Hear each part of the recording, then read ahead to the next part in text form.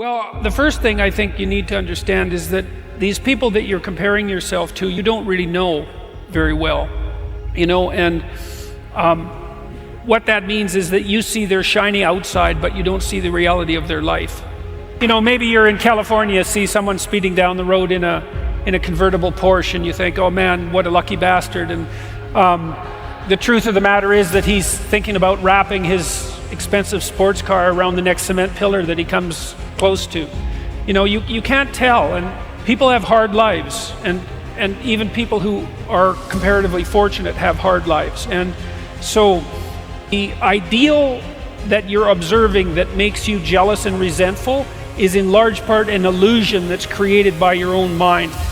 I can give you just one example. I know a fair number of extremely wealthy people, and most of the people I happen to know are people who've made their money themselves.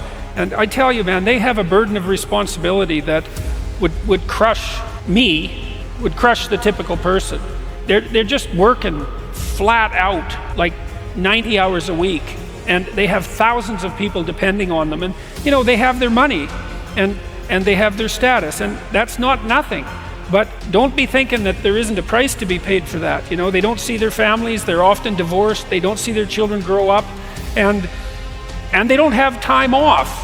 Now, there are wealthy, what would you call, playboy types, I suppose, who live out the dreams of wealth of a foolish 14-year-old, but they're not that common, and you have to be careful of what you're jealous of because you don't really know what it is.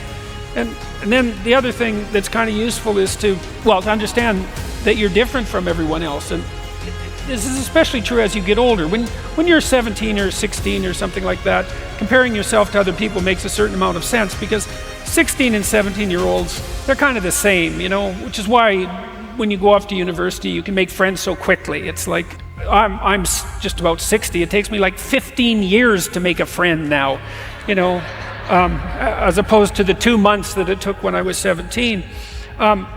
You're quite different from other people, and you shouldn't be comparing yourself to them because they're not like you. They don't have your family, they don't have your temperament, they don't have your troubles, they don't have your abilities. The only person that has those is you. And this is why one of the rules, I think it's rule 4, is compare yourself to who you were yesterday and not to who someone else is today. And see, that's a game you can win because you could be a little better today than you were yesterday. And that's a good thing. You're a little better. That's a good thing. And no doubt there are some things that you could improve. If you sit and meditate for any length of time about what you're not doing optimally, answers will spring to mind. You could be getting up earlier. You could be watching YouTube less, unless they're my videos, in which case you could be watching them more.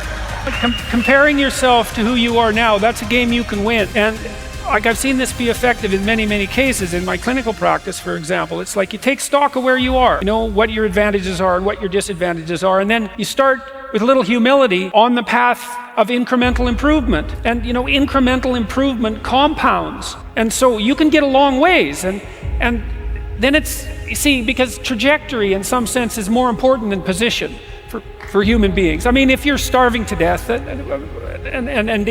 that's not the situation that I'm describing. But if you've got the bare necessities of life, and so you're not surrounded by absolute privation, what you really want is to see that you're on an uphill path, something that's got the right slope, and you can start anywhere on that path, and you can improve 0.5% a day or 0.25% a day, and you think, well, that's not very much. It's like, it's 100%. If it's 0.25% a day, it's 100% in 4 years.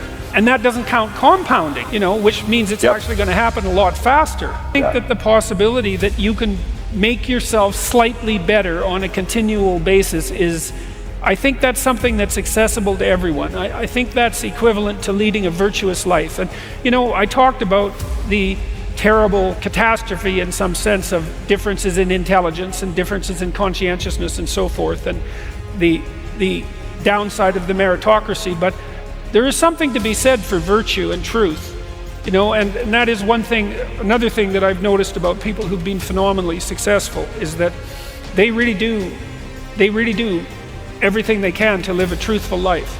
And that, you can get a bloody long ways by being honest. It's really something. And so